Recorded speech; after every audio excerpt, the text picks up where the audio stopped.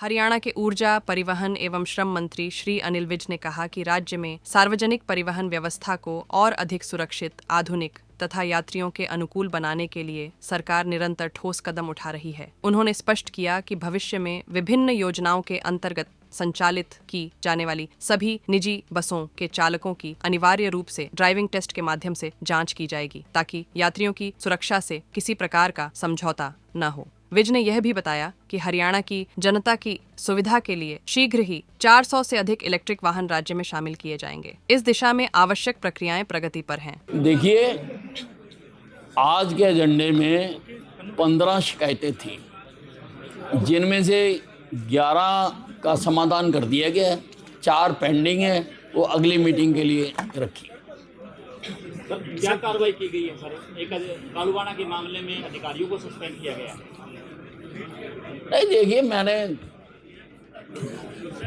पेड़ काटे गए वहाँ पर, अब किसी की जिम्मेवारी तो है। और जो पिछली मीटिंग में मैंने कमेटी बनाई थी, और कमेटी ने पिछली मीटिंग में भी यहाँ बोल बोल के कह रहे थे जी और पेड़ नहीं कटे जी, गलत है। तो अब जो कमेटी है, कमेटी ने जाके वेरीफाई कर दिया, अपनी रिपोर्ट दे दी कि 31 पेड़ एक्स्ट्रा कटे हैं। तो उसमें जो अब मुझे लगा भी इसका ये कोताही की है, उनके खिलाफ कार्रवाई की बात की है। साहब, मनरेगा को लेकर के कांग्रेस आज प्रदर्शन कर रही है सिरसा में, और लगातार बीजेपी सरकार पर आरोप लगा रही है कि लोगों को बहका रहे हैं उसका नाम बदल करके। किसके बारे में? मनरेगा सर, मनरेगा। देखिए, ऐसा है, उनको मनरेगा से दिक्कत नहीं है, उनको दिक्कत नाम से है। और नाम में उनको जो आगे विकास लगता है, विकास से दिक्कत है, विकास नाम से दिक्कत है। क्योंकि 40-50 साल इनका राज रहा, इन्होंने तो विकास किया नहीं। ये तो चाहते हैं लोग गरीब रहें, बेरोजगार रहें, भूखे रहें। इन्होंने तो कोई विकास किया नहीं, इसलिए विकास का जब नाम आता है तो that is red rag to a bull, ये छलांगे मारने लगते हैं विकास का। दूसरी सबसे बड़ी दिक्कत इनको ये है राम जी से, राम जी के नाम से इनको परेशानी है। इसीलिए 50 साल तक, 60 साल तक राम जी का मंदिर नहीं बन सका, क्योंकि इनको परेशानी है। अब मंदिर बना है, तो अब भी जहाँ तक मुझे जानकारी है कि राहुल गांधी जी वहाँ दर्शन करने नहीं गए। तो इनको दिक्कत तो राम जी से है। अब जिसको राम जी से दिक्कत है उसका हम क्या कर सकते हैं? देखो, हमारे शास्त्रों में लिखा हुआ है कि जब आदमी उम्र की सारी सीढ़ियाँ पार करके कर ले तो उसको भ्रमण करते हुए जंगलों में चले जाना चाहिए। तो ये उसी की पालना कर रहे हैं।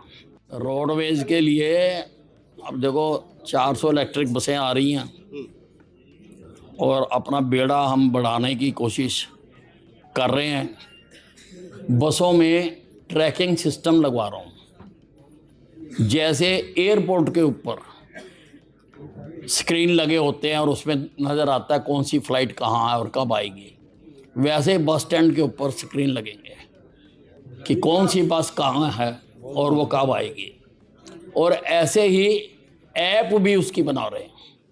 उसमें टाइम तो लगेगा, थोड़ा सा उन्होंने बना के दिखाया, थोड़े जो सुझाव थे वो मैंने दिए हैं। वो ऐप भी बनेगी, जो पैसेंजर है वो भी देख सकता है कि मैं किस वक्त बस स्टैंड पे जाऊं, कब बस आ रही है और कितने बजे आ रही है। और बसें भी, उनका भी सिस्टम बना रहे हैं कि अगर वो बस स्टैंड में नहीं आएगी तो वो भी रिकॉर्ड होगी। इसी सिस्टम में ही उसका पता लगेगा। अगर वो इधर उधर रास्ते में भटकती है तो वो भी पता लगेगा, मेरे स्क्रीन के ऊपर पता लगेगा, और वो कंप्यूटर बोल जाएगा कि ये बस अपने रास्ते से कोई है, इसकी ओर जा रही कहीं और। तो कर रहे हैं सारी चीज़ें। सब एक एसी बसें हैं, जो एसी बसें हैं आपकी, उसमें जो है हरियाणा सरकार की ओर से जो जो जिनको फ्री है, जिनकी आधी टिकट है, उनको लाभ नहीं मिलता, जबकि ऐसी बसें खाली ज्यादातर चलती रहती हैं। क्या उनको लाभ दिया जाए ताकि आय भी बढ़ सके? नहीं, आप जो भी हम ये प्राइवेट बसें लेते हैं जहाँ कई स्कीमों के तहत लेते हैं, तो ड्राइवरों का टेस्ट लिया जाएगा पहले, सर फिर ले। सर स्लीपर कोच में जो हादसे हुए हैं राजस्थान उनको ट्रैवलिंग पे रोक लगाया है, हरियाणा में भी ऐसा किया जाएगा? क्या चीज़? स्लीपर कोच में हमारे पास स्लीपर कोच है ही नहीं।